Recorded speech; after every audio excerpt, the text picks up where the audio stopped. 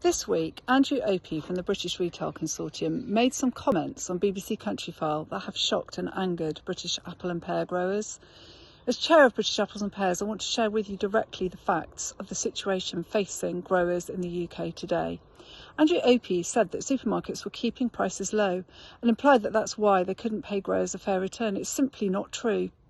When you go to the supermarket, you can see that prices are up. The data supports that. Shoppers, according to the Office for National Statistics, are already paying 17% more for apples. Supermarkets aren't keeping prices low, they've increased prices. Unfortunately, those increases are not being passed on to growers at the farm gate. Supermarket returns for apple and pears are static. They have barely moved.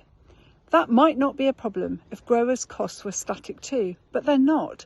Costs for electricity, labour, fertiliser, these have all increased. In fact, the cost of production has increased for apple and pear growers by 23% in just 1 year. This situation is unsustainable. Someone is making a profit, but it's not UK apple and pear growers. Andrew Opie also said, in his words, that British supermarkets are fully supportive of UK growers and 100% invested in our British supply chain.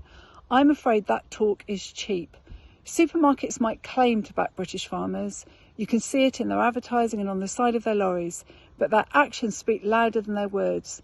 Because the lack of fair returns from supermarkets, growers are now reducing the number of trees that they're planting, and they're pulling out orchards to plant other crops that might actually make them a small profit. UK apple and pear growers are not supported by UK supermarkets. We can grow the best apples and pears in the world here. Our climate is ideally suited to it.